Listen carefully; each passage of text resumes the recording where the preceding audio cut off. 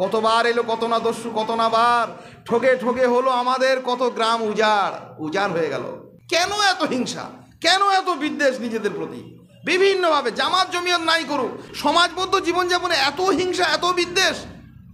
এই বিদ্বেষ নিয়ে, এই হিংসা নিয়ে একটা সুস্থ সমাজ কখনো গড়ে উঠতে পারে? সন্তানদের মধ্যে, আত্মীয় স্বজনদের মধ্যে, পাড়া প্রতিবেশীদের মধ্যে, মসজিদের মুসাল্লিদের মধ্যে, ইমামের সঙ্গে মাতোয়ালির সঙ্গে ইমামের এত বিদ্বেষ কেন পোষণ করবো? এত বিদ্বেষ কেন যাপন করবো? একজন লোক খুব চেঁচিয়ে কথা বলতো, মাঝদার কমিটি। আমি তাকে বলেছিলাম যে ভাই, আপনি এত মেজাজ নিয়ে কথা বলেন কেন? আচ্ছা, আপনাকে যদি এইরকম মেজাজে কেউ কথা বলে আপনি সহ্য করতে পারেন? বলে না, সহ্য করতে পারি না। বলে যে নিজে পারেন না তা অন্যকে বলেন কেন? আপনাকে কেউ এরকম যদি জোরে কথা বলে দিতে, আপনি তো আগুন হয়ে যাবেন। তা আপনি যখন কাউকে বলছেন, সেও তো আগুন হবে। যা নিজের জন্য পছন্দ করেন না, যে কথা, যে ভাষা, যে আচরণ, যে ভাবনা, যে চিন্তা, যে ধরনের ব্যবহার আপনি নিজের জন্য পছন্দ করছেন না, আপনি চাইছেন আমাকে লোকে ভালোবাসুক, আপনি চাইছেন লোকে আমাকে সম্মান দিক, আপনি চাইছেন লোকে আমাকে বেশ সুন্দর আচরণ করুক, তা আমি কেন করছি না অন্যের জন্য?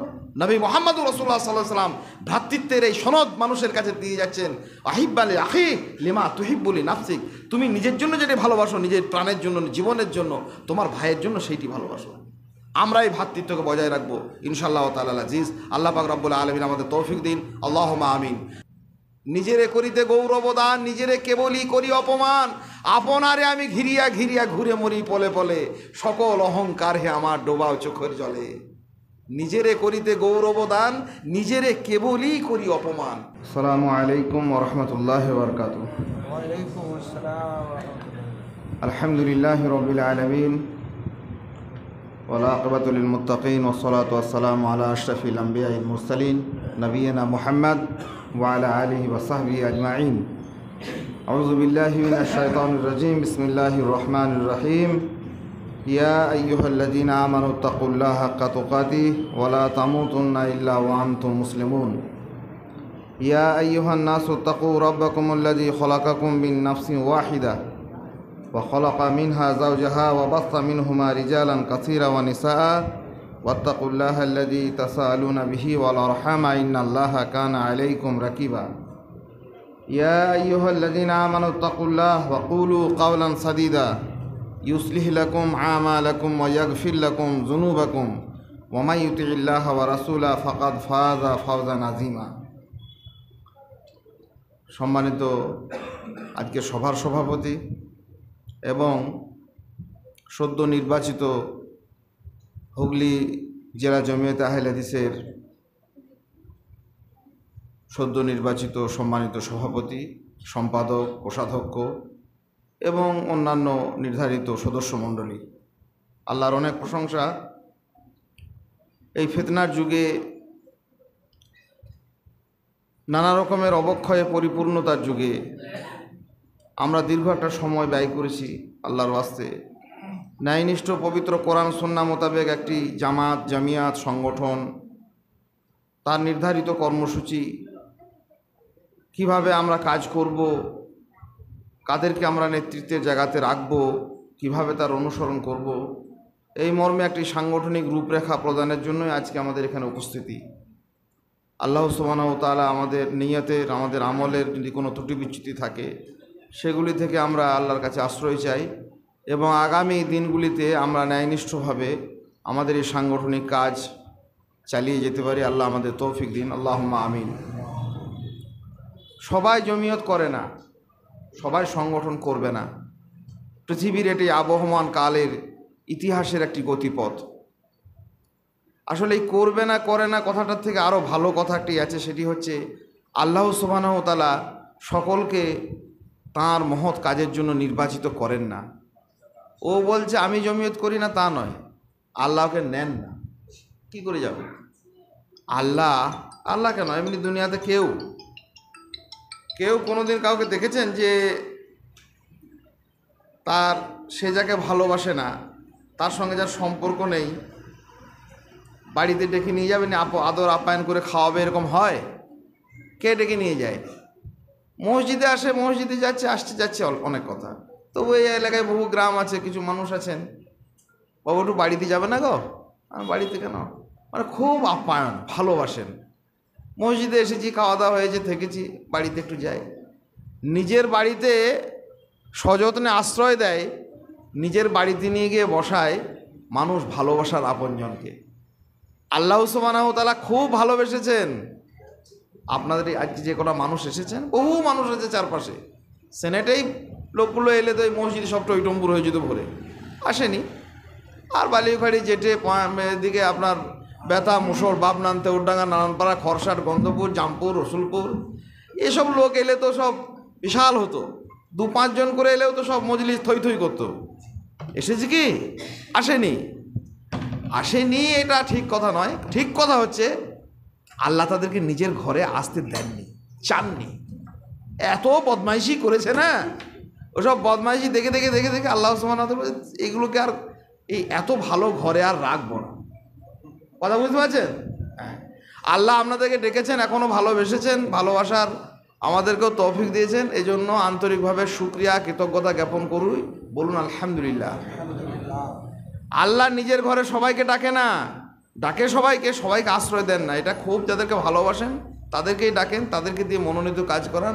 অনেক মানুষকে বলতে শুনলাম, আমি ওসব জমিয়তের টাকা দিই না, বলে আপনার টাকা আল্লাহ নেন না, আপনি দেন না নয়, আল্লাহ নেবেন না। হারামের কৃমিকীট কিলবিল করছে, মসজিদ মাদ্রাসা ভাই নিজের আত্মীয় স্বজন লোপাট করে সব একদম তসরুপ করে একাকার করে দিয়েছে। ওসব মাল আল্লাহ নেবেন না, নেননি, চাইলেও আর নেননি। ওসব লটারিতে চলে গেছে, কোথাও ঘুষে চলে গেছে, অসুখ বিসুখে চলে গেছে, মামলা মোকদ্দমায় চলে গেছে, থানাতে গেছে, কেসে গেছে, অমুকে গেছে, তমুকে গেছে। আল্লাহ চেয়েছেন যে এ বদমাইশের জিনিস নেওয়া যাবে না, সেই জন্য নেননি। যাদের সম্পদকে আল্লাহ ভালোবেসেছেন তাদের সম্পদকে আল্লাহ নিয়েছেন, যাদেরকে আল্লাহ ভালোবেসেছেন তাদেরকে আল্লাহ সুবহানাহু ওয়া তাআলা ঘরে তুলেছেন। এই শুকরিয়া কৃতজ্ঞতার যদি আপনার না থাকে, আগামী দিন আমার না থাকে, আমাকেও আল্লাহ রিজেক্ট করে দেবে, বলে যা অনেক দিন তোকে ঘরে ডেকেছিলাম কিন্তু ভালো ব্যবহার হলো না, বুঝলেন? বার করে দিয়েছে। বহু লোক জমিয়ত করতো, মসজিদে আসতো, নামাজ পড়তো, হজ করতো, যাকাত দিত, ভালো ভালো কাজ করতো, কিন্তু সন্তুষ্টি ছিল না। পবিত্র কোরআনে আল্লাহ সুবহানাহু ওয়া তাআলা বলছেন, ইয়া আইয়াতুহান নাফসুল মুতমাইন্নাহ ইরজিই ইলা রাব্বিকা রাদিয়াতাম মারদিয়াহ ফাদখুলি ফি ইবাদি ওয়াদখুলি জান্নাতি। মরার পর কিয়ামতে আখেরাতে আল্লাহ সেই সব বান্দাদেরকে ডেকে বলবেন যাদের হৃদয়ে ছিল প্রশান্ত চিত্তের অধিকারী ছিলেন যারা। আল্লাহ বলবেন, হে প্রসন্ন চিত্তের অধিকারী নাফস, যাদের অন্তরগুলো ছিল আল্লাহর প্রতি সন্তুষ্ট, রাজিয়াতাম মারদিয়া, আল্লাহ সুবহানাহু তাআলা যাদের প্রতি সন্তুষ্ট, যারা আল্লাহর প্রতি খুশি ছিল, আল্লাহ সুবহানাহু তাআলা যাদের প্রতি খুশি ছিলেন, তাদেরকে ডেকে বলবেন, ইয়া আইয়াতুহান নাফসুল মুতমাইন্নাহ, এ প্রশান্ত চিত্তের অধিকারীগণ, এসো, ইলা রব্বিক, তোমার রবের দিকে এসো, ফাদখুলি ফি ইবাদি, আর আমার বান্দাদের মধ্যে ঢুকে পড়ো, ওয়াদখুলি জান্নাতি, জান্নাতের মধ্যে প্রবেশ করো। সুবহানাল্লাহ। কাদেরকে বলবেন?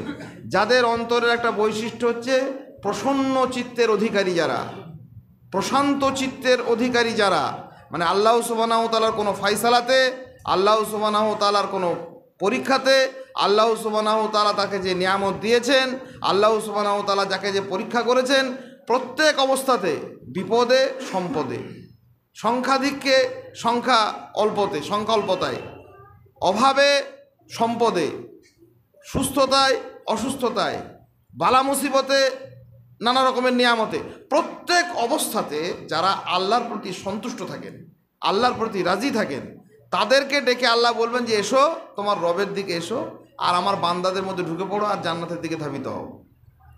আমরা অনেকেই মনে মনে উসখুস করছি, এত বড় জেলার এই অল্প স্বল্প লোক, এ সমস্ত খারাপ বদ ধারণা মনে রাখবেন না। আল্লাহ আপনাদেরকে এই কয়েকজন মানুষকে মনোনীত করেছেন, আমাদের মধ্যেই আমাদের দায়িত্বশীলকে মনোনীত করেছেন। এই সংখ্যার মধ্যেই আমাদেরকে কি থাকতে হবে? সন্তুষ্ট থাকতে হবে, আল্লাহর সন্তুষ্টি জ্ঞাপন করতে হবে। আলহামদুলিল্লাহ আমরা অনেকজন আছি, আমরা আল্লাহ আমাদের তৌফিক দিলে আমরা অনেক কিছু করতে পারবো ইনশাআল্লাহ তাআলা আজিজ। আমরা আমাদের সাধ এবং সাধ্যের মধ্যে নিরন্তর চেষ্টা করব। সমস্ত গ্রাম আসবে, সমস্ত লোক আসবে, এটি সম্ভব হয়নি, পৃথিবীর ইতিহাসে কোনো এরকম ছিল না। কখনো কখনো হয়েছে, কখনো কখনো হয়নি। যাই হোক, আল্লাহ সুবহানাহু ওয়া তাআলা আজকে আমাদেরকে যে পরিবেশ সৃষ্টির জন্য সুযোগ সৃষ্টি অবকাশ দিয়েছেন, আজকে মুসলিমের কিছু মানুষ তাদের সময়, তাদের কাজকর্ম ছেড়ে দিয়ে তারা যে ব্যয় করেছেন, একসঙ্গে আমরা এসেছি, জমা হতে পেরেছি, এবং আমাদের মনোনীত আমরা সবাই মিলে যাদেরকে ভালোবেসেছি, আল্লাহ সুবহানাহু ওয়া তাআলা চেয়েছেন যাদেরকে, তাদেরকে আমরা একটা বড় দায়িত্ব ভাইকে দেওয়া হয়েছে।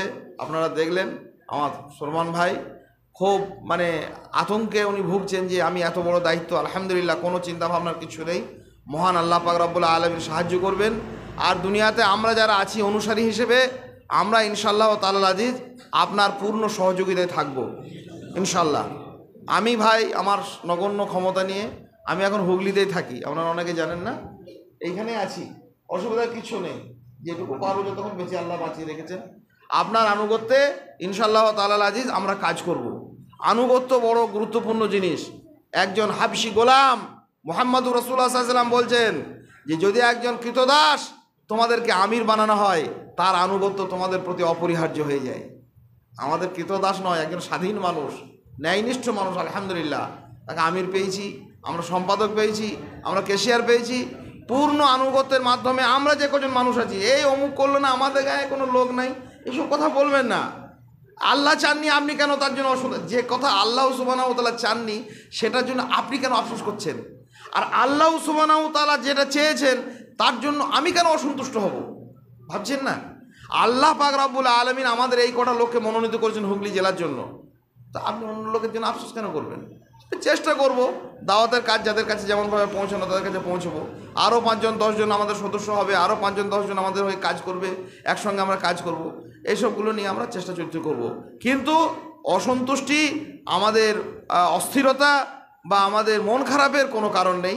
যা আল্লাহ সুবহানাহু ওয়া তাআলা চেয়েছেন প্রত্যেকটা ক্ষেত্রে আল্লাহ পাক রব্বুল আলামিনের নাফরমানি কেউ করেনি। আল্লাহর বান্দারা, আল্লাহ ডেকে বলবেন আমার বান্দাদের মধ্যে প্রবিষ্ট হও। বান্দা মানে কারা? খালেস বান্দা যারা নবী রাসূল আলাইহিমুস সালাতু ওয়াত তাসলিম পানিতে ডুবে গেছে, নাফরমানি করেছে যে আল্লাহ আমাকে পানিতে ডুবিয়ে দিলে আমার কি হবে, পানির ভেতরে মাছ গিলে নিয়েছে, তবু আল্লাহর প্রশংসা করছেন। কি বলছেন? লা ইলাহা ইল্লা আনতা সুবহানাকা, তোমারই পবিত্রতা আমি জ্ঞাপন করি। গোটা পৃথিবী দুশ্মনে পরিণত হয়েছে। আমাদের তো বহু লোক এখন আলহামদুলিল্লাহ, যেদিকে যাব, যে স্টেশনে নামবো সেই স্টেশনের লোক। হাওড়া থেকে বর্ধমান, বর্ধমান থেকে হাওড়া, যেখান থেকে যে স্টেশনে যাব ও 2-5 জন আলহামদুলিল্লাহ ভাই সব তৈরি করে দিয়েছেন আল্লাহ। কত সম্ভব নেই, মেমারিতেই নামি আর দেবীপুরেই নামি, অসুবিধা হচ্ছে নাকি? হচ্ছে না? তাহলে কেন চিন্তা হচ্ছে? গোটা পৃথিবী দুশ্মন হয়ে গেছে। একা একজন মানুষ মাদিয়ানে পালিয়ে গেছেন নিজের দেশ ছেড়ে, বসে আছেন একটা গাছের তলায় আর দোয়া করছেন, রব্বি ইন্নী লিমা আনসালতা আলাইয়া মিন খায়রিন ফাকির। ভাবলে দোয়াটা গাটা শিউরে ওঠে। প্রত্যেকটা সভাতে একবার করে বলি, একটা মানুষ দোয়া করছেন, দোয়ার ভাষা এইরকম হয়? গোটা দুনিয়াদার শত্রু, তার যুগের সর্বোচ্চ দুশ্মন ফেরাউন তার হত্যার পরোয়ানা জারি করেছে, যেখানে পাবে তাকে হত্যা করো। তিনি ভয়ে পালিয়ে বেড়াচ্ছেন, এখন ও কোন পৃথিবী, এ প্রান্তে যাচ্ছেন ও প্রান্তে যাচ্ছেন। শেষকালে নিজের দেশ ছেড়ে, মিশর ছেড়ে মাদিয়ানে গিয়ে তিনি একটা গাছের নিচে চুপ করে বসে আছেন আর দোয়া করছেন। কি দোয়া ভাষা! লিমা আনজালতা আলাইয়া মিন খায়রিন ফাকির, হে রব, তোমার পক্ষ থেকে আমাকে তুমি যেটুকু দিয়েছো আমি ওইটুকুরই কাঙ্গাল, আর কিছু দরকার নেই। এ কথা বললেন না যে আল্লাহ ফেরাউন এত বদমাইশি করছে, অমুক দল্লা এরকম করছে। আমরা বলি না বেদাতিদের ক্ষমতা জানেন? বেয়াদব কথা, বেদাতিদের ক্ষমতা আছে বলে অমুকদের, ওদের কত লোকজন, ওদের কত বন্ধু, অমুক দল, অমুক মাযহাব, অমুক মানহাজ, অমুক দলের লোকেরা, অমুক সংগঠনরা, এসব কথা আমরা মনে ভাববো না। ওরা নিজেরাই নিজেদের শত্রু, নিজেই নিজের শত্রু, তো কার বন্ধু হবে? পৃথিবীতে আল্লাহদ্রোহী মানুষ পৃথিবীতে কারোর বন্ধু নয়, মুশরিক কারোর বন্ধু নয়, বেদাতি কারোর বন্ধু নয়। ওরা নিজেই তো নিজের দুশমন ভাই। যে তাহলে নিজেই নিজের প্রতিনিয়ত আত্মহনন করে চলেছে, ওরা কার বন্ধু হবে? পৃথিবীতে একমাত্র বন্ধু হচ্ছে মুমিন খালিস বান্দারা। আল্লাহর ন্যায়নিষ্ঠ বান্দারা হচ্ছে বন্ধু, আল্লাহর ন্যায়নিষ্ঠ বান্দারা হচ্ছে সঙ্গী। ফলে তারা নিজেকে একা মনে করতেন না। মুসা আলাইহিস সালাম দোয়া করলেন, আল্লাহ তোমার পক্ষ থেকে আমাকে তুমি যা দিয়েছো, মানে যেটুকুই তুমি দাও, এই বাঁচিয়ে রেখেছো, ওই গাছের তলায় বসে রয়েছে, আলহামদুলিল্লাহ, ওইটুকুই তো আমি ফাকির, আমি কাঙ্গাল। আমরা আল্লাহর প্রতি গভীর সন্তুষ্টি জ্ঞাপন করব এবং আমাদেরকে যে অবস্থায় রাখেন সেই অবস্থায় উম্মতে মুহাম্মদী হিসেবে আমাদের মর্যাদা আছে। উম্মতে মুহাম্মদী নাম নিয়ে পৃথিবীতে অসংখ্য মুসলিম জীবনযাপন করলেও উম্মতে মুহাম্মদের প্রকৃত ভূমিকা পালনে অসংখ্য মানুষ এই পৃথিবীতে ব্যর্থ হয়েছেন। মুহাম্মদুর রাসূলুল্লাহ সাল্লাল্লাহু আলাইহি সাল্লাম যে মর্যাদান্বিত করেছেন আল্লাহ সুবহানাহু ওয়া তাআলা মুহাম্মদ সাল্লাল্লাহু আলাইহি ওয়াসাল্লামের উম্মাত হিসাবে, সেই মর্যাদাকে তারা ভুলুণ্ঠিত করেছেন, শিরকের সঙ্গে আপোষ করেছে, বেদাতের সঙ্গে গলাগলি করেছে, তাদের খাবারের পাত্রে হারামের কৃমিকীট কিলবিল করেছে, তাদের মানহাজে নানা রকমের জাহামিয়া, রাফিয়া, খারেজিয়া, মুতাজিলা, জাবরিয়া, কাদরিয়াদের আকীদা ঢুকে তাদেরকে বিনষ্ট করেছে। একমাত্র কোরআন এবং সুন্নাহ ন্যায়নিষ্ঠ অনুসারীরা, আহলুল হাদিস, আসহাবুল হাদিস, নানা রকমের নামে তারা পৃথিবীতে, আনসারুস সুন্নাহ, এই ন্যায় পবিত্র নাম নিয়ে পৃথিবীতে যারা যাপন করেছে এবং পবিত্র কোরআন এবং সুন্নাহ ন্যায়নিষ্ঠ অনুসরণকারী হিসেবে নিজেকে চিহ্নিত করেছে, তাদের একটা ভূমিকা রয়েছে পৃথিবীতে। আমার ভাই বলছিলেন গাড়ির চালক যেন অস্থির না হয়ে পড়ে, গাড়ির চালক যেন নিজেকে বিপদগ্রস্ত না মনে করে, কারণ তার ওপরে সামনে একটা বড় দায়িত্ব রয়েছে। আজকের আমরা আহলুল হাদিস হিসেবে যারা পরিচিত, আজকের এই সোসাইটিতে, আজকের এই সমাজে কে বেদাতের বিরুদ্ধে বলবে, কে শিরকের বিরুদ্ধে বলবে, তাবিজের বিরুদ্ধে কে কথা বলবে, ওই ঘোড়া বাবা, অমুক বাবা, তমুক বাবা, মাজার বাবা, খানকা বাবার বিরুদ্ধে পৃথিবীতে কে মুখ খুলবে? কাজে প্রত্যেকটা অন্যায়ের বিরুদ্ধে, প্রত্যেকটা শিরকের বিরুদ্ধে, প্রত্যেকটা বেদাতের বিরুদ্ধে, প্রত্যেকটা অশ্লীলতার বিরুদ্ধে আপনাকে কথা বলতে হবে, আপনাকে চালাতে হবে। আপনি চালক। কাযালিকা জাআলনাকুম উম্মাতান ওয়াসাত লিতাকুনু শুহাদা আলান নাস। আল্লাহ বলছেন গোটা মানব জাতির জন্য তোমাদেরকে সাক্ষী করেছি। কিয়ামতের মাঠে নূহ আলাইহিস সালামকে আল্লাহ সুবহানাহু ওয়া তাআলা সব নবীদেরকে জিজ্ঞাসা করবেন, এই নূহ, তুমি তোমার দায়িত্ব পালন করেছিলে? বলে, জি হ্যাঁ, আমি আমার দায়িত্ব পালন করেছি। ইন্নী দাওয়াতু কওমি লাইলাম ওয়ান নাহারা, আমি আমার কওমকে রাত দিন দাওয়াত দিয়েছি। 900-950 বছর ধরে তাদেরকে দাওয়াত দিয়েছেন নূহ আলাইহিস সালাম। নূহের কওমকে আল্লাহ ডাকবেন, ডেকে বলবেন, এই নূহের কওম, তোমাদের কাছে দাওয়াত পৌঁছেছিল? বলে, জি না, আমাদের কাছে কেউ আসেনি, তো আমরা কিছু জানতাম না এসব কথা। আল্লাহর সামনে বেঈমানি যারা করে, গাদ্দারি যারা করে, যারা মুখোশ পরা মুনাফিক, পৃথিবীর সব জায়গাতেই তারা মিথ্যা কথা বলে। মসজিদে এসেও বলে, আমরা বলি না মসজিদে বসে বসে মিথ্যা কথা বললে গো, কেউ বলি মাথায় টুপি দিয়ে মিথ্যা কথা বললে, আরে মিথ্যুক যে সে সব জায়গাতে মিথ্যা কথা বলবে না? এইবার আল্লাহর সামনে দাঁড়িয়ে মিথ্যা কথা বলছে। তখন নূহ আলাইহিস সালামকে আল্লাহ সুবহানাহু ওয়া তাআলা বলছেন, এই নূহ, তোমার কওম তোমার বিরুদ্ধে সাক্ষী দিচ্ছে, তোমার কেউ সাক্ষী আছে? বলে, জি আমার সাক্ষী আছে। বলে, কে সাক্ষী? বলে, মুহাম্মাদুর ওয়া উম্মাতুহু, মুহাম্মদ সাল্লাল্লাহু আলাইহি সাল্লাম এবং তার এই অগণিত উম্মত, এরা আমার সাক্ষী। আপনি কোন মর্যাদার মানুষ ভুলে যাচ্ছেন? মুহাম্মদ রাসূলুল্লাহ সাল্লাল্লাহু আলাইহি সাল্লাম এবং তার উম্মতকে আল্লাহ বলবেন, এই তোমরা সাক্ষী দেবে নূহের জন্য? বলে, আমরা সাক্ষী দেবো। আমরা জানি নূহ আলাইহিস সালাম এসেছিলেন, তার কওমকে দাওয়াত দিয়েছিলেন, রাত দিন একাকার করেছিলেন, তাদের জন্য আল্লাহর কাছে ক্ষমা চেয়েছিলেন, আমরা সব জানি। আল্লাহ বললেন, জানলে কি করে তোমরা ছিলে তখন? বলে, না, আমরা কিতাব পড়েছি, কোরআন পড়েছি, সুন্নাহ পড়েছি, আমার নবী মুহাম্মদুর রাসূলুল্লাহ সাল্লাল্লাহু আলাইহি ওয়াসাল্লাম এগুলো আমাকে জানিয়েছেন, সেই জন্য আমি জানি। গোটা মানব জাতির উপর আমরা সাক্ষী দিও। একটা সাক্ষ্যদাতা সম্প্রদায় আজকে নিজেরাই যদি চোরের সাক্ষী হয়ে দাঁড়ায়, সুরির সাক্ষী মাতাল হয়ে যায়, কি দুর্ভাগ্যের বিষয়। কাজেই কজন আছি আমরা এটা গুনতে যাব না, একজন না দুজন, পিছন ফিরে তাকিয়ে দেখবো না যে কজন পালিয়ে গেল আর কজন রইল। যতক্ষণ এই দেহে শ্বাস আছে, নাকে নিঃশ্বাস প্রশ্বাস আছে, জীবনের একটা শিরাধমনিত রক্ত প্রবাহিত হচ্ছে, ততক্ষণ আপনি এই আকীদা মানহাজ রাখবেন, আমি মুহাম্মদ সাল্লাল্লাহু আলাইহি সাল্লামের উম্মাত, আমাকে কিয়ামতের মাঠে সাক্ষী দিতে হবে গোটা মানব জাতির ওপরে। কাজে আমার জীবনটাকেও সেই সাক্ষীর জন্য, মানদণ্ডের জন্য আমাকে উন্নীত করতে হবে। আল্লাহ আমাদের সেই তৌফিক দিন, আল্লাহুম্মা আমিন। আমরা এই প্রচেষ্টাতে, এইসব সংগঠন, এই প্রচেষ্টার জন্য জমিয়তে আহলে হাদিস কোনো রাজনৈতিক সংগঠন নয়। আপনাদের কাছে ভিক্ষা চাইতে যায়নি গাড়ি বাড়ি করার জন্য, আপনাদের কাছে ভোট চাইতে যায়নি চুরি করে নেতা হওয়ার জন্য, আপনাদের কাছে আরও বহু কিছু চাওয়ার দুনিয়ার লোক চেয়ে বেরিয়েছে, আলহামদুলিল্লাহ আমরা চাইতে যাইনি। আমরা চেয়েছি ন্যায়নিষ্ঠভাবে কিছু মানুষের কাছে কোরআন এবং সুন্নাহ। আরিফুল ইসলাম মাদানী একটা অল্প বয়স্ক ছেলে আমাদের কাছে মানুষ হলো, ওকে দেখেছি তখন এর থেকেও ছোট। আমি বালিয়াঘাড়ি মাদ্রাসায় শিক্ষকতা করতাম, রুগ্ন শীর্ণ জীর্ণ একটা ছেলে, মাদ্রাসাতে সে পড়তো। আল্লাহ আপনাদের জন্য এটা আল্লাহ সুবহানাহু ওয়া তাআলা পরীক্ষা করছেন, যে দেখি এরা যদি কোনোদিন অভিযোগ জানায় যে আমাদের কাছে আলেম টোলাম ছিল না, আমরা কিছু জানতাম না, এই অভিযোগের কোনো জায়গা পাবেন না।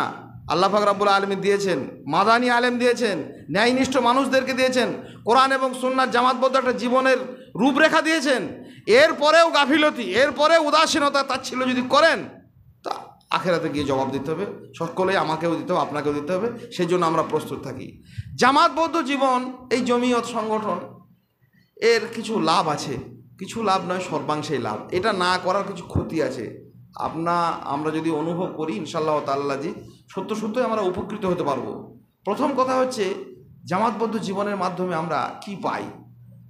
আল্লাহ পাক রব্বুল আলামিন পবিত্র কোরআনে স্পষ্ট করলেন, একটা জিনিস পাবো, ওয়াতাসিমু বিহাবলিল্লাহি জামিয়া, ওয়ালা তাফাররাকু, আল্লাহ বলছেন তোমরা আল্লাহর বিধানকে যে ধরবে তো সেটা একত্রিত হয়ে ধরো, মজবুত করে একসঙ্গে সবাই মিলে, আর বিচ্ছিন্ন হয়ে যেও না, ফারাক হয়ে যেও না, বিরোধ হয়ে যেও না, তোমরা জামাতবদ্ধ হও, একত্রিত হও।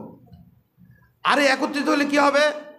আল্লাহ পাক রব্বুল আলামিন স্পষ্ট করছেন, ওয়াজ করু, তোমরা স্মরণ করো সেই সময়ের কথা যখন কি হয়েছিলে, তোমরা একে অন্যের শত্রু ছিলে। ফাসবাহাতুম বিনিমাতিহি ইখওয়ানা, অতঃপর ওয়াজকুরু নি'মাতাল্লাহি আলাইকুম ইয কুনতুম আদান ফাআল্লাফা বাইনা কুলুবিকুম ফাসবাহাতুম বিনিমাতিহি ইখওয়ানা। তোমরা সেই সময়টা ভুলে যাচ্ছ যে সময় তোমরা নিজেদের মধ্যে দ্বন্দ্বে ফাসাদে বিবর্ণ হয়ে একটা যুদ্ধক্লান্ত রণক্লান্ত জাতিতে পরিণত হয়েছিলে, সব বিচ্ছিন্ন হয়ে গিয়েছিলে। আল্লাহর দয়ায় আল্লাহর করুণায় তোমরা একে অপরের ভাই হলে। কি হলে? একে অপরের ভাই হয়ে গেলাম আমরা। এই যে বলছে সোমান ভাই, এই যে বলছে আমাদের অমুক ভাই, এই যে বলছে আমাদের বাসার ভাই, এই যে বলছে আমাদের আনিফ ভাই, কী করে বলছে? এই ভাইগুলো কোথা থেকে আসে জানেন? আল্লাহ পাক রব্বুল আলামিন করুণায়, আল্লাহ সুবহানাহু ওয়া তাআলার দয়ায়। আল্লাহ বলছেন ইন্নামাল মুমিনুনা ইখওয়া, আমি মুমিনদেরকে, মুমিন একে অপরের জন্য তারা ভাই। আর কি করো? ফাসলিহু বাইনা আখাওয়াইকুম, ভ্রাতৃত্বের মধ্যে তোমরা ইসলাহ করো, সংশোধন করো। ভাইয়ের একটা দায়িত্ব হচ্ছে, ভাইয়ের গায়ে ময়লা লেগে থাকলে কি করবে? মুছে দেবে। ভাইয়ের গায়ে দুর্গন্ধ লেগে থাকলে কি করবে? পরিষ্কার করবে। ভাই অসুস্থ হলে কি করবে? চিকিৎসার ব্যবস্থা করবে। ভাই মরে গেলে কি করবে? লাশটাকে যত্ন করে তাকে কবরস্থ করবে, করবে না? আর ভাই মরে গেলে যদি মরা মাংসটাকে ছিঁড়ে ছিঁড়ে খায় তাহলে কি হবে? ভাই, আল্লাহ এই কথাও বলেছেন, তোমরা আইয়ুহিব্বু আহাদুকুম আইয়াকুলা লাহমা আখি, তোমরা নিজের মৃত ভাইয়ের মাংস খেতে ভালোবাসো। গীবত আর পরচর্চা আর পরনিন্দা। একটা মসজিদে গিয়ে 1 মিনিট বসার উপায় নেই। মসজিদে, অন্যান্য জায়গাতে গেলে কি হয়? ইমাম সাহেবের কামরায় বসলাম, একজন লোক এলো, আসসালামু আলাইকুম, মানে সাহেব কেমন আছেন? জি ভালো আছি। কেমন আছেন? আমি আল্লাহ ভালো রেখেছেন, আমার ভাই মেজো ভাই তো ভালো থাকতে দিল না, সব লোপাট করে নিল, চুরি করে নিল সব। বাপকে ধরে নিয়ে গিয়ে রেস্ট্রি অফিসে গিয়ে ভাই সব রেস্ট্রি করে নিল। গোটা জেলা জুড়ে আমি চত্বর ঘুরে করার লোক, আমি যে গায়ে যাব, ভাই আপনি কেমন আছেন?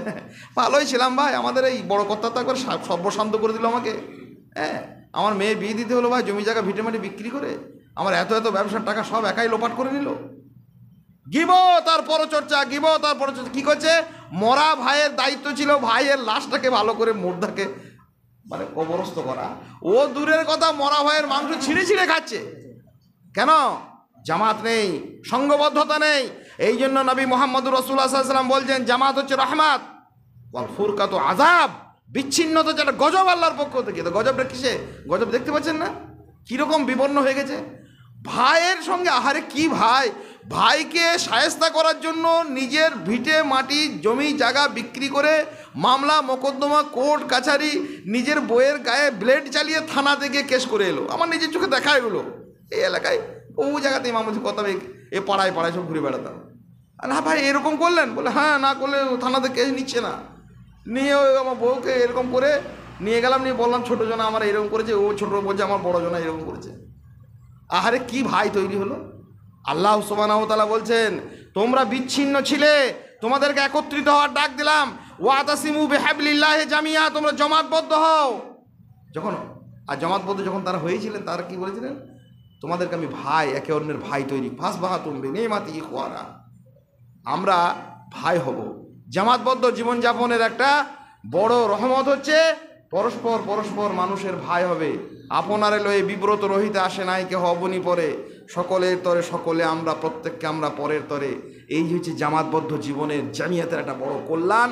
পারস্পরিক ভ্রাতৃত্ববোধ, পারস্পরিক ভ্রাতৃত্ববোধ, এই বোধ জেগে ওঠে কিসের মাধ্যমে?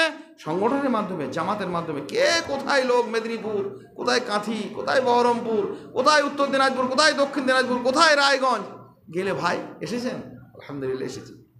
কত কষ্ট, কত মেহনত, নিজেদের জীবনযাপন, দারিদ্র দুঃখ সব কিছুকে মুছে ফেলে মানুষের জন্য মানুষ উঠে দাঁড়ায়, মানুষের কাছে মানুষ পাশে দাঁড়ায়। কিসের মাধ্যমে? এই একটা সংঘবদ্ধ জীবনযাপনের, জামাতবদ্ধ জীবনযাপনের একটি বড় কল্যাণ। আমরা এই কল্যাণটাকে গ্রহণ করতে শিখি। আজাব কি? ভাইয়ের বিপরীত একটা কথা আছে, ভাইরাস। ভাই থেকে ভাইরাস। আজকে কেউ কারোর ভাই নয়, আজকে দুনিয়াতে সব ভাইরাস। ভয়ে পালাচ্ছে। যে দেখলি নামাজ পড়তে যায় না, বুঝলেন। মসজিদে থাকতে হবে, এইখানে অনেক জায়গাতে 2-4 দিন ছুটি হতো, মানে সাহেব বাড়ি যাবেন? না, বাড়ি যাবো না তো, মাসে একদিন আমি বাড়ি যাই একবার করে। বলে বাড়ি যাবেন যান, নামাজ পড়া খুব অসুবিধা। বলে কেন? মসজিদে নামাজ পড়বেন, কেউ না কেউ জোর আসর মাগরিব নামাজ পড়িয়ে দেবে। বলে মেজো কোথায় নামাজ পড়ায়, আমি ওর পিছনে তো নামাজ পড়ি না। অধিকাংশ গায়ে এই ভাইরাস। কি কঠিন অবস্থা। আমাদের ওই বড় কোথায় নামাজ পড়াতে যায়, একবার ফরফর করে চলে গেল, একটা সুরও ঠিক নাই, একটা নামাজ রুকু ঠিক নাই। আর তো আপনি পড়াবেন? বলে আমি পড়লে তো ও পড়বে না। কেউ কারোর পিছনে পড়ে না। ভয়ঙ্কর ই ভাই না ভাইরাস। আল্লাহ সুবহানাহু ওয়া তাআলা বললেন, তোমাদের যে জামাতবদ্ধ জীবনযাপন করো, জামাত নেই, সংগঠন নেই, ভ্রাতৃত্ব নেই, ভাইয়ের বদলে ভাইরাস হয়ে গেল মানুষ। আমরা ভাইরাস হব না, আমরা ভাই হব। আর পৃথিবীতে কিছুদিন আগে একটা ভাইরাস বেরিয়েছিল করোনার সময়ে, আমি এ নিয়ে বহু জায়গাতে বলেছিলাম যে ভাই ভাইরাসকে এত ভয় করেন না। ভাইরাসের থেকে পৃথিবীর প্রথম শত্রু ছিল ভাই, কাবিল আর হাবিল, এরাই ছিল শত্রু। পৃথিবীর মানুষ ভাইরাসকে ভয় করেনি, ভাইকেই ভয় করেছে। আমরা সেই ভাইরাস হয়ে গেলাম আজকে। আল্লাহর কাছে পানা চাই, আশ্রয় চাই, আমরা ভাই হব, জামাতবদ্ধ জীবনযাপন করব। দ্বিতীয়, ভ্রাতৃত্বের জন্য আর কি করতে হবে আমাদেরকে? ভাই হতে গেলে কতগুলো কাজ করতে হবে। সেটা হচ্ছে আমি করব না, আমরা সবাই। আমার ভাইদের বিভিন্ন রকমের সুবিধা অসুবিধা, ছোট বড়, নিজ গরিব মানুষ, হ্যাঁ, বড় লোক ধনী, আমরা কেউ আমি বলতে যাব না, আমি বলবো আমরা। দারিদ্রতা যদি থাকে সমাজের কোথাও, আমাদের। কোনো ভাই যদি বিপদে পড়েছে তো আমার ভাই, আমরা। কিন্তু আমি একা নয়। এত আমিত্ব মানুষ আনানিয়াত তৈরি হয়েছে, নিজের টুকু ছাড়া মানুষ যখন আর কোনো কিচ্ছু কারোর কল্যাণ দেখতে পায় না, এই জামাতবদ্ধ জীবনযাপন না করার এটা ফলশ্রুতি। ভয়ঙ্কর। সাহাবায়ে কেরামদের মধ্যে অনেক দরিদ্র লোক ছিলেন, অনেক ধনী লোক ছিলেন। যিনি প্রচণ্ড ধনী তিনিও জানতেন যে আমি ধনী নই, যে কোনো সময় রাসূল সাল্লাল্লাহু আলাইহি ওয়াসাল্লাম বলবেন সব উজাড় করে দিয়ে দেবো। আর যিনি গরিব ছিলেন তিনিও জানতেন আমিও গরিব নই, আমার ভাইয়ের তো আছে। বুকের মধ্যে একটা সাহস ছিল, ভালোবাসা ছিল। আপনি ধনী, আপনি এইরকম ধনী কঞ্জুস যে আপনার পাশের বাড়ির লোকটা আপনার উপর ভরসা করে না, যে আমার কোনো বিপদ আপদ হলে একটা বড় লোকের পাশের বাড়ি থাকি আলহামদুলিল্লাহ, যে কোনো সময় রাত দুপুরে কিছু বিপদ আপদ হলে আমার ভাই তো আছে। এইটা যদি আপনার প্রতিবেশী মনে না করতে পারলো তো কিসের? নিজেরে করিতে গৌরবদান, নিজেরে কেবলই করি অপমান, আপনারে আমি ঘিরিয়া ঘিরিয়া ঘুরে মরি পলে পলে, সকল অহংকার হে আমার ডোবাও চোখের জলে। নিজেরে করিতে গৌরবদান, নিজেরে কেবলই করি অপমান। আমি মনে করছি যেটা দিয়ে আমার গৌরব বাড়ছে, বড় বাড়ি দিয়ে, বড় গাড়ি দিয়ে, জাঁকজমক পোশাক দিয়ে, আর একটা মেয়ে অথবা ছেলের বিয়েতে, ছেলে মেয়ের বিয়ে অবশ্য কেন আর হচ্ছে না, বিয়ে সবার পালিয়ে যাচ্ছে, তো বিয়ে কী হবে? একটা ইমাম সাহেব দুঃখ যে করে জানালো, বলে ভাই এই গায়ে আগে ছিল 10-12টা বিয়ে পড়াতাম, তো 200-500 টাকা এখন একটু বাজেট বেড়েছে, 500 টাকা থেকে 1000 টাকায় দেয় হয়তো, তো বিয়েই আর হচ্ছে না। কেন? ছেলে মেয়েগুলো কী হচ্ছে? বলে পালিয়ে যাচ্ছে। ইমামের বড় ক্ষতি, ভাই পালিয়ে যেন না কেউ, অন্তত এই গরিব ইমাম সাহেবটা দুটো 500 টাকা 1000 টাকা পাক, অন্য যা পরে যা করবেন করবেন। এত ঔদ্ধত্য, বিয়েতে লক্ষ লক্ষ লক্ষ লক্ষ টাকা, আর যা নয় যে নয় তাকে ডেকে এনে এসে আত্মীয়তার আর বন্ধুত্বে মানে শুধু দেখানো, এত বড় প্যান্ডেল করে এত বড়। ওই মানুষটা একটা দিনী ভাই, 5টা মানুষ মিলে একটা জামাতের কাজ করবে, একটা দাওয়াতের কাজ করবে, 20 টাকা চাঁদা চাইতে গেছি আমি, গোটা জেলা জুড়ে তন্ন তন্ন করে ঘোরা লোক, একটা দুটো গায়ে নয়। 10 টাকার একটা সরল পথ পত্রিকা দিতে গেছি, নাইনি। জালেম, এত জালেম, নিজের প্রতি জুলুম করেছে, অন্য কারোর উপর নয়। ভাই একটা পত্রিকা নেন, আপনার বাড়ির ছেলেমেয়েরা পড়বে, কি সুন্দর সুন্দর টপিক, আহা কত মানুষ লিখছেন, আব্দুল্লাহ সালাফি লিখছেন, কুতুবুদ্দিন সাহেব লিখছেন, তাজামুল হকরা লিখছেন, কত মেহনত করে একটা পত্রিকাকে, জিয়াউর রহমান ভাই ওই কোথায় কলকাতা থেকে মাথায় বয়ে বয়ে পত্রিকাগুলো নিয়ে যাচ্ছে। একটা পত্রিকা নেন ভাই, 10 টাকা দাম, প্রথম যখন বেরিয়েছিল 10 টাকা। এই এলাকার কোন গায়ে না গেছি, 5টা পত্রিকা নেন ভাই, না, লাখ লাখ টাকা লটারি কেটে ছেলেরা উড়িয়ে দিল, মদ খেয়ে উড়িয়ে দিল, আর মেয়ের বিয়ে ছেলের বিয়েতে এক মচ্ছব করে দুনিয়া জুড়ে দেখিয়ে দিল। ভাই থাকবে কি থাকবে? ঘোড়ার ডিম থাকবে। ভাইয়ে ভাইয়ে ভাইরাস তৈরি হয়ে গেল। আর ভাইরাস হয়ে তো একে অন্যের মামলা মকদ্দমা করতে লাখ লাখ টাকা খরচ করে দিলেন, দিনই কাজে 5টা টাকা ব্যয় করতে পারলাম না। এই আফসোস মিটবে না। নিজেরে করিতে গৌরবদান, নিজেরে কেবলই করি অপমান, আপনারে আমি ঘিরিয়া ঘিরিয়া ঘুরে মরি পলে পলে, সকল অহংকার হে আমার ডোবাও চোখের জলে। কবি বলছেন যে হে রব, হে স্রষ্টা, এ অহংকার, এই ঔদ্ধত্যের কোনো মানে নেই। আমি যেটাকে মনে করছি আমাকে উঁচু করবে, বড় করবে, সেটা আমাকে আসলে ধ্বংস করেছে। আমাকে বড় করতে পারে, মহান করতে পারে আমার ভ্রাতৃত্ব। আমি ভাইয়ের জন্য কতটা উপকার করতে পারি, ভাইয়ের সঙ্গে কতটা দাঁড়িয়ে থাকতে পারি। ভ্রাতৃত্বের 3 নম্বর বৈশিষ্ট্য হবে জামাতবদ্ধ জীবনের একটা অপরিহার্য অঙ্গ আহিব্বালিন নাস আহিব্বালি আখি লিমা তুহিব্বু লিনাফসিক। তুমি নিজের জন্য যেটা ভালো মনে করবে, ভাইয়ের জন্য সেটা ভালো মনে করো। কেন এত হিংসা, কেন এত বিদ্বেষ নিজেদের প্রতি? বিভিন্নভাবে জামাত জমিয়ত নাই করুক, জমিয়তে আহলে হাদিস নাই করুক, সমাজবদ্ধ জীবনযাপনে এত হিংসা, এত বিদ্বেষ। এই বিদ্বেষ নিয়ে, এই হিংসা নিয়ে একটা সুস্থ সমাজ কখনো গড়ে উঠতে পারে? সন্তানদের মধ্যে, আত্মীয় স্বজনদের মধ্যে, পাড়া প্রতিবেশীদের মধ্যে, মসজিদের মুসাল্লিদের মধ্যে, ইমামের সঙ্গে মাতোয়ালির, মাতোয়ালির সঙ্গে ইমামের, এত বিদ্বেষ কেন পোষণ করব? এত বিদ্বেষ কেন যাপন করব? আমি নিজের জন্য যেটা ভালোবাসবো। একজন লোক খুব চেঁচিয়ে কথা বলতো, মানসার কমিটি। তা আমি তাকে বলেছিলাম যে ভাই, আপনি এত মেজাজ নিয়ে কথা বলেন কেন? আচ্ছা, আপনাকে যদি এইরকম মেজাজে কেউ কথা বলে আপনি সহ্য করতে পারেন? বলে না, সহ্য করতে পারি না। বলে যে নিজে পারেন না তা অন্যকে বলেন কেন? আপনাকে কেউ এরকম যদি জোরে কথা বলে দিতে, আপনি তো আগুন হয়ে যাবেন। তা আপনি যখন কাউকে বলছেন, সেও তো আগুন হবে। যা নিজের জন্য পছন্দ করেন না, যে কথা, যে ভাষা, যে আচরণ, যে ভাবনা, যে চিন্তা, যে ধরনের ব্যবহার আপনি নিজের জন্য পছন্দ করছেন না, আপনি চাইছেন আমাকে লোকে ভালোবাসুক, আপনি চাইছেন লোকে আমাকে সম্মান দিক, আপনি চাইছেন লোকে আমাকে বেশ সুন্দর আচরণ করুক, তা আমি কেন করছি না অন্যের জন্য? নবী মুহাম্মদুর রাসূলুল্লাহ সাল্লাল্লাহু আলাইহি সাল্লাম ভ্রাতৃত্বের এই সনদ মানুষের কাছে দিয়ে যাচ্ছেন, আহিব্বালি আখি লিমা তুহিব্বু লিনাফসিক। তুমি নিজের জন্য যেটা ভালোবাসো, নিজের প্রাণের জন্য, জীবনের জন্য, তোমার ভাইয়ের জন্য সেইটি ভালোবাসো। আমরা এই ভ্রাতৃত্বকে বজায় রাখবো ইনশাআল্লাহ তাআলা আজিজ। আল্লাহ পাক রব্বুল আলামিন আমাদের তৌফিক দিন, আল্লাহুম্মা আমিন। জামাতের বড় কতগুলো কাজ আছে, শুধু ভ্রাতৃত্ব নয়। উম্মাতে মুহাম্মদী হিসেবে তাদের বড় রকমের দায়িত্ব আছে, সেটি হচ্ছে সংস্কার। গ্রামের পর গ্রাম কি হচ্ছে দেখুন, কতবার এলো, কত না দস্যু, কত না বার ঠকে ঠকে হলো আমাদের কত গ্রাম উজাড় হয়ে গেল। এখানে একটা মসজিদে থাকতাম, হুজুররা এলো জামাতবদ্ধভাবে, এসব ঘা খাওয়া লোক আছে, আমাদের আব্দুল নূর বাবজি আমার আছেন, বলছে আমাদের নাসির চাচা তখন বেঁচে ছিলেন, এই বালিখড়ি রাইস মিলের মালিক, উনি এসে বসে আছেন। একদল কোথা থেকে লোক এলো, আসসালামু আলাইকুম, কী গো? আমরা ইমানের দাওয়াত দিতে এসেছি, ভালো কাজ করেছেন। তা আমাদের নাসির চাচা আমাকে খুব ভালোবাসতেন, ছোটোবেলা থেকে ছিলাম। তা নাসির চাচা বলছেন যে ঠিক আছে, আপনারা সব ওয়াজ নসিহত করবেন তো? তা আমাদের এই মসজিদের ইমাম আছে, আমাদের ছেলে আমাদের মাসায় পড়ে, এও আমার কথাগুলো ভালো লাগে, আপনারা বলুন, আমাদের ছেলেটাও কিছু বলবে। বলেন না না না না না, এটা হবে না। কেন হবে না?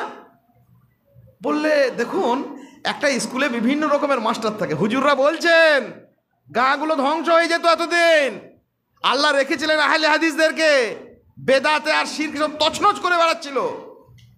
আপনাদের দিন ভুলে যান, আপনি হাকিকাত কো ভুল গে, গায়রো কো ফাসানা ইয়াদ রাহা।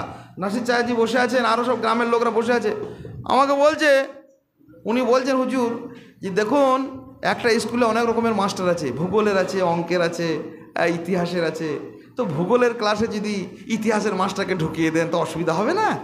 উনিও ভালো আলোচক, আমরা জানি উনি মাদ্রাসায় পড়ছেন, কিন্তু উনি হচ্ছেন অঙ্কের মাস্টার, আমি হচ্ছি ভূগোলের মাস্টার, গণ্ডগোল হয়ে যাবে। আমরা আমাদের কথা বলে চলে যাই, উনি আমরা ওনাদের কথা বলবেন। গায়ের একটা লোক ছিল ঠোঁট কাটা, বলে আপনারা 1 নম্বর ফালতু বাজে লোক, 1 নম্বরের। ইতিহাস আর ভূগোল, কোরআন আর সুন্নাহ বলবে, মানুষের কাছে দিনের কথা বলবে, ইতিহাস ভূগোল শেখাচ্ছে। উদাহরণ দিতে জায়গা, ফাজলামি করতে জায়গা পাও না। সেই গেল, আলহামদুলিল্লাহ, গেল তো গেল, সহজে যায়নি, বেদাত সহজে যায়নি।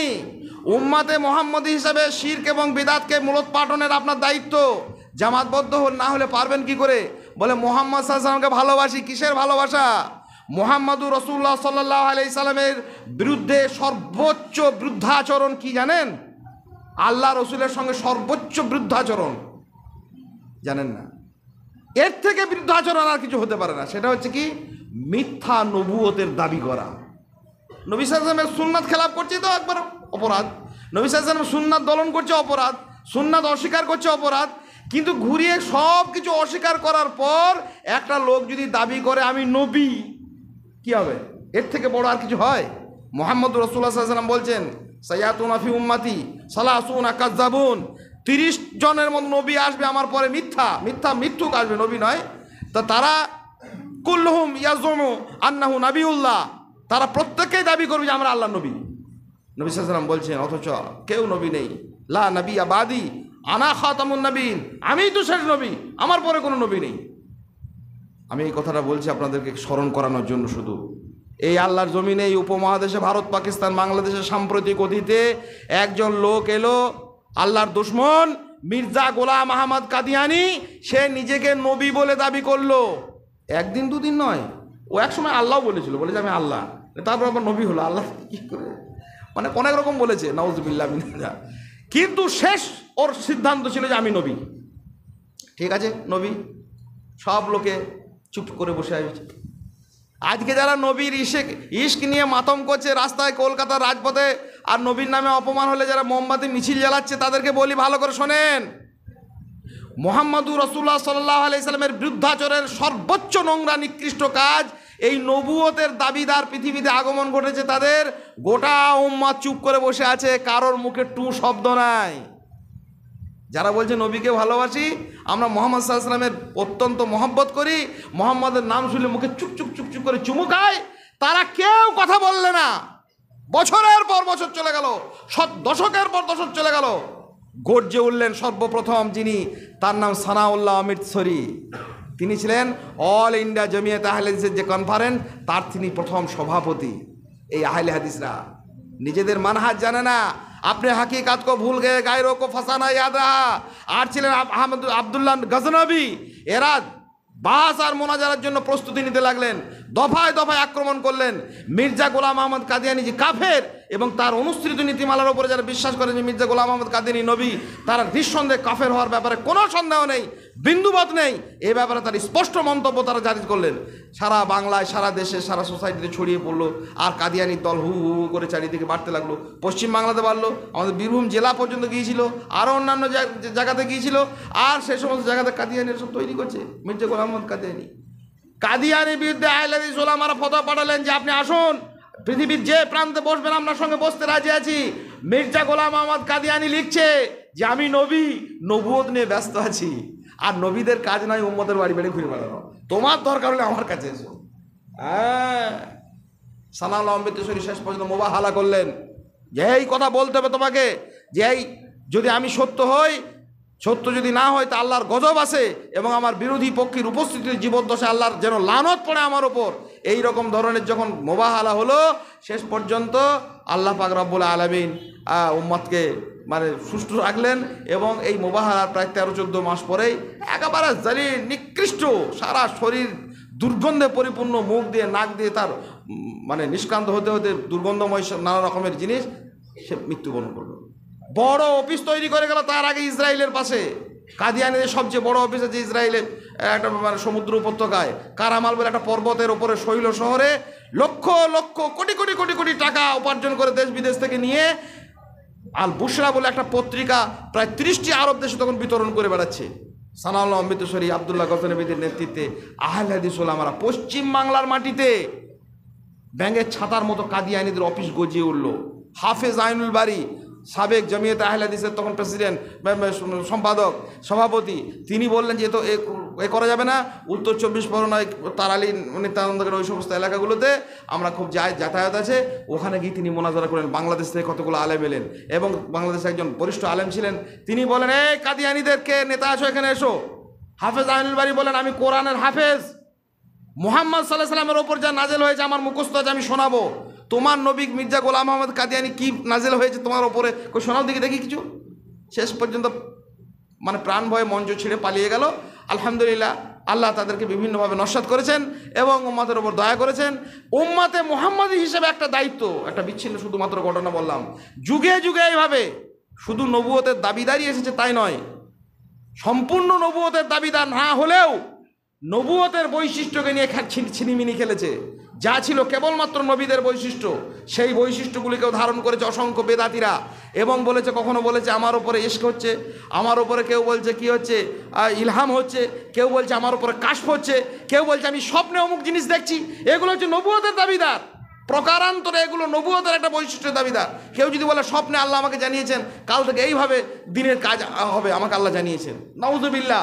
নবী মুহাম্মদ রাসূলুল্লাহ সাল্লাল্লাহু আলাইহি ওয়াসাল্লামের ওপর যে স্বপ্ন হয় সেটা ওহী, ইব্রাহিম আলাইহিস সালামের ওপর যেটা স্বপ্ন হয়েছে সেটা ওহী, ঈসা আলাইহিস সালামের ওপর যেটা স্বপ্ন এসেছে সেটা ওহী। নবীদের স্বপ্ন ওহী। তুমি কে হে? তুমি বলছো আমি স্বপ্ন দেখি, যার স্বপ্নে আমার এটা স্বপ্নে পাওয়া দিন, স্বপ্নে পাওয়া দাওয়াত, স্বপ্নে পাওয়া জামাত, স্বপ্নে পাওয়া সংগঠন, চলবে? স্বপ্নের কথা চলে? স্বপ্নের দাবিদার যদি কেউ বলে এটা আমার কাছে ইলহামের দাবিদার, এটা আমার কাছে সঠিক হকের দাবিদার, সে তো প্রকারান্তর নবুয়তের দাবিদার। নাউযুবিল্লাহ। এই কাজ পৃথিবী জুড়ে চলেছে। আপনি কোরআন এবং সুন্নাহর অনুসারী, আপনি আহলে হাদিস, আপনাকে সতর্ক হতে হবে, আপনাকে সজাগ হতে হবে নিজের মানহাজকে সংরক্ষণের জন্য, নিজের ভাইদেরকে সুরক্ষিত রাখার জন্য, ভাইদেরকে বোঝানোর জন্য, দুশ্মনির জন্য নয়। ভাই তোমার গায়ে এটা খুব ময়লা লেগেছে, ভাই ময়লা পরিষ্কার করতে হবে। আমারও গায়ে থাকতে পারে, আমারটাও আপনি পরিষ্কার করে দেবেন ইনশাআল্লাহ তাআলা। কোরআন এবং সুন্নাহর দলিলে আমরা পরিষ্কার করে নেব। এই ব্যাপারে সজাগ সতর্ক থাকার জন্য। এটা একা হবে না, একা হয়, একা কি করে করবে? এই মুসলিমের 2-4 জন মানুষ, আপনাকে নিরন্তর এদের সহযোগিতা করা, নিরন্তর এদের সঙ্গে ভালোবাসার সম্পর্ক রাখা। সেই জন্যেই অনেক মেরে কেটে, অনেক রকমের লাঞ্ছনা গঞ্জনা, কত লোক কত রকম কিছু বলে, কেউ বলে ধান্দাবাজি করছে, কেউ বলছে কাজকর্ম নাই, কেউ বলছে করে খাবার একটা রাস্তা ঝুঁকে যাও, কত রকম কিছু বলেছে। ওসব কানে নিইনি, কানে নেবও না ইনশাআল্লাহ তাআলা আজিজ। গোটা বাংলা জুড়ে 5 জন লোক থেকে 5 জন, 10 জন লোক থেকে 10 জন ইনশাআল্লাহ তাআলা আজিজ আছি। আপনারাও আছেন ইনশাআল্লাহ। ইনশাআল্লাহ আল্লাহ পাক রব্বুল আলামিন সব কিছু দেয় আল্লাহর কাছে। ভাই আমার বলছিলেন ওসব কিছুই নয়। বিরোধী পক্ষকে শক্তিশালী মনে করবেন না, বিরোধীকে কোনো ভয় করার কারণ নেই। আপনার চোখ একজন মুমিনের চোখ, আপনার চোখ দুনিয়ার চোখ যা দেখে আপনার চোখ তা দেখে না, এটা মনে রাখবেন। একজন কোরআন এবং সুন্নাহর অনুসারী, আপনি আহলে হাদিস, পৃথিবীর লোক যে চোখে দেখবে আপনার চোখ তা অন্য চোখে দেখবে। আপনার চোখ দুটিই তো আলাদা। আপনার চোখে তো মুসার জ্যোতি আছে। মুসা আলাইহিস সালাম যখন দেখলেন সামনে সমুদ্র, সবাই দেখছে সমুদ্র, মুসা দেখছেন সমুদ্রের পাশে রাস্তা, দেখেননি? সমস্ত লোক, সমস্ত সাহাবী মুসাকে বলছে, এই মুসা, হে নবী, ফালাম্মা তারাল জামআন, যখন 2 দল পরস্পরের দৃশ্যসীমার মধ্যে চলে এলো, ফেরাউনের জামাতকে দেখতে পাচ্ছে মুসার জামাত, মুসা আলাইহিস সালাম বললেন, কি বললেন? মুসা কালা আসহাবু মুসা, মুসার কমরা বলছেন ইন্নালা মুদরাকুন, আমরা ধরা পড়ে গেলাম। মানে মুসার কম দেখছেন, মুসার জাতির লোকেরা দেখছেন যে সামনে সমুদ্র আর পেছনে ফেরাউনের বাহিনী। মুসা আলাইহিস সালাম ওসব দেখেননি। মুসা আলাইহিস সালাম বলছেন, কাল্লা, কখনো না, ইন্না মায়া রব্বি সায়াদিন, আমার রব আমার সঙ্গে আছে, এখনই আমি রাস্তা পাবো। সুবহানাল্লাহ বিহামদি। সবাই যখন সমুদ্র দেখে, মুসা তখন রাস্তা দেখেন। সবাই যখন দেখে নমরুদের হাতে একজন মানুষকে নিহত করা হচ্ছে, ইব্রাহিম আলাইহিস সালাম বলছেন, আমি ওসব দেখি না, আমি জানি আল্লাহ ইহয়ি ওয়া ইউমিত, আল্লাহ জীবন দেন, আল্লাহ মৃত্যু দেন। সবাই দেখে, যখন দেখে যে আগুনে ফেলে দেওয়া হচ্ছে ইব্রাহিম আলাইহিস সালামকে, ইব্রাহিম আলাইহিস সালাম দেখেন আমার জন্য ফুলের বাগান প্রস্তুত হচ্ছে। সবাই তখন দেখে ইউসুফ আলাইহিস সালামকে কুয়োয় ফেলে দিচ্ছে, ইউসুফ দেখেন আমার জন্য রাজপথের সিঁড়ি নির্মাণ হচ্ছে ইনশাআল্লাহ। আপনি কোরআন এবং সুন্নাহর অনুসারী, আপনি অন্য লোকের চোখে দেখতে যাবেন না, আপনার চোখে অন্য লোককে সত্য, ন্যায়, কোরআন এবং সুন্নাহ দেখানোর চেষ্টা করতে হবে, জামাতবদ্ধ হতে হবে, একসঙ্গে থাকতে হবে। আল্লাহ পাক রব্বুল আলামিন থাকার তৌফিক দিন, আল্লাহুম্মা আমিন। আজকে যে দায়িত্বশীল ভাইরা হলেন, ভাই দায়িত্ব বড় কঠিন কাজ। এই জন্যই কঠিন কাজ, যদি তার অনুসারীরা, আমরা যারা আছি, যদি ঠিকঠাক অনুসরণ না করি। আল্লাহ পাক রব্বুল আলামিন আমাদের তৌফিক দেন, ন্যায়নিষ্ঠভাবে তাদের প্রত্যেকটি কথার, আচরণের, বিধিবিধানের, কোরআন এবং সুন্নাহর বিধিবিধান পালনের বিভিন্ন দায়িত্বশীলতার প্রতি আমরা ন্যায়নিষ্ঠ অনুসারী হয়ে থাকার, ন্যায়নিষ্ঠ অনুসারী হয়ে আমাদের জীবনযাপন করার তৌফিক দিন, আল্লাহুম্মা আমিন। আল্লাহ পাক রব্বুল আলামিন আমাদের এই সাংগঠনিক কার্যক্রম ত্রুটি বিচ্যুতি কিছু থাকতে পারে, ভুল ভ্রান্তি কিছু হতে পারে, আল্লাহ সেগুলো দয়া করে ভালোবেসে মাফ করে দিন, আল্লাহুম্মা আমিন। যারা এসেছেন, আলী রাদিয়াল্লাহু তাআলা আনহুকে একটা কথা বলে শেষ করে দিই। আলী রাদিয়াল্লাহু তাআলাকে একজন লোক বলছেন গিয়ে যে আপনি এলেন আর ফিতনা শুরু হয়ে গেল, ওসমান এলো, ফিতনা শুরু হয়ে গেল, আবু বকর ছিলেন, ওমর ছিলেন, ফিতনা ছিল না, কি সুন্দর সব চলছিল। আল্লাহু আকবার। 52,500 কিলোমিটার বর্গ কিলোমিটার জায়গা ওমরের সময় দখল হয়ে গেল, মুসলিমদের সাম্রাজ্য তৈরি হলো। আরে ওসমান এলো, আলী এলো, সব ফিতনা চলে গেল। আলী রাদিয়াল্লাহু তাআলা বললেন, ঠিকই বলেছো, তুমি ঠিকই বলেছো। আসলে আবু বকর এবং ওমর রাদিয়াল্লাহু তাআলা আনহুমা যখন খলিফা ছিলেন, তারা যখন নেতা ছিলেন, তাদের অনুসারী ছিলাম আমার মতো লোক। আর আমি যখন নেতা হলাম, আমার অনুসরণ তোমার মতো বেকুব লোক। তুমি তো অনুসরণ করো না, তাহলে কি করে হবে? আমরা অনুসরণ বলি না, আগেকার অমুক দলে একটা আমির ছিলেন, খুব ভালো ছিলেন গো, আপনারা হলেন না, গন্ডগোল হলো। গন্ডগোল হবে না কেন? আপনি যদি অনুসরণ না করেন তো গন্ডগোল হবে। আর অর্থ দেন, পয়সা কি করে আপনাদেরকে বলবো, আপনারা বললেই ভাববেন যে হয়তো পয়সা লোটার ধান্দা করছে। আল্লাহ নিজে বলছেন, আল্লাহু মিরাসুস সামাওয়াতি ওয়াল আরজ, আল্লাহ গোটা আসমান জমিনের মালিক। আর মৃত্যুর সময় মানুষের যখন মরণ হবে না, কোনো কিচ্ছু আমল করতে চাইবে না, একটা আমল শুধু করার জন্য আফসোস করবে, সেটা হচ্ছে টাকা দেওয়া। এটা জানেন কোরআনে আল্লাহ বলেছেন, যখন মৃত্যু এসে উপস্থিত হবে তখন মানুষ আর অন্য কোনো আমলের কথা ভাববে না, একটা আমলের কথা ভাববে যে আল্লাহ আর যদি কিছুদিন বাঁচিয়ে রাখো তা আমি কী করব, আমি সাদকা করব, আমি দান করবো আল্লাহ। কিন্তু আর উপায় নেই, কেন ভুল করছি, কার জন্য রেখে যাচ্ছি, অহেতুক অপচয় করছি, অপব্যয় করছি। সংগঠনের স্বার্থে লক্ষ লক্ষ কোটি কোটি টাকা চায় নাই কেউ, সীমিত একটা পরিসর এই ঘোরাফেরার জন্য, একটু মাইক টাইক নিয়ে ব্যবস্থা করার জন্য, কোনো ভাইয়ের একটু যাতায়াতের জন্য, কোথাও একটু কিছু ভাই বিপদগ্রস্ত হয়েছে তার সহযোগিতার জন্য। কেন্দ্রীয় রাজ্যে একটা সংগঠন চলছে, তারা কত কষ্ট করে মুর্শিদাবাদ জেলায় তার সিংহভাগ দায়ভার বহন করছেন, তাদেরকে একটু সহযোগিতা করার জন্য এইরকম 20-50 টাকা, 10-20 টাকা এই মাসে মাসে দিনে দিনে আমরা করতে পারি না? সহযোগিতা করুন। সংগঠনে অর্থ না দিলে মানুষ কাজ করবে কি করে? কত মানুষ ইচ্ছা করেও সংগঠনে কাজ করতে পারেনি। আমরা একটা দু একজন দায়ী রাখলাম, বিভিন্ন মানুষকে বিভিন্ন জায়গাতে নিয়ে গেলাম, বিভিন্ন মানুষকে কোরআন সুন্নাত বলার জন্য আহ্বান করলাম, বইপত্র কিনলাম, মক্তবে কোনো জায়গাতে একটু দুর্বল আছে সেখানে একটু চাঙ্গা মক্তব করলাম, এমনও জায়গায় সেখানে ইমাম রাখতে পারছে না ভালো ন্যায়নিষ্ঠ, একটা ইমাম রাখার জন্য তাকে আমরা সংগঠনে পয়সা থাকবে তবে এগুলো করতে পারবো। আপনাদের কাছে আবার আবেদন করি, নিজেদের আল্লাহ সুবহানাহু ওয়া তাআলা অনেক সমৃদ্ধি দিয়েছেন, সচ্ছলতা দিয়েছেন। আল্লাহ পাক রব্বুল আলামিন আমাদের শ্রম, আমাদের অর্থ, আমাদের সময়, আমাদের ভালোবাসা দ্বীনি কাজে, এই সাংগঠনিক কাজে সার্বিকভাবে ব্যয় করা তৌফিক দিন। আল্লাহুম্মা আমিন। রব্বানা আতিনা ফিদ দুনিয়া হাসানা ওয়া ফিল আখিরাতি হাসানা ওয়া কিনা আযাবান নার। রব্বানা যালামনা আনফুসানা ওয়া ইল্লাম তাগফির লানা ওয়া তারহামনা লানাকুনান্না মিনাল খাসিরিন। আল্লাহুম্মা ইন্না নাসআলুকাল হুদা ওয়াত তুকা ওয়াল আফাফা ওয়াল গিনা। আল্লাহুম্মা ইন্না নাসআলুকাল আফিয়া ফিদ দুনিয়া ওয়াল আখিরাহ। আস্তাগফিরুল্লাহ লি ওয়া লাকুম ওয়া লিসাইরিল মুসলিমিন ফাস্তাগফিরু ইন্নাহু হুয়াল গফুরুর রহিম।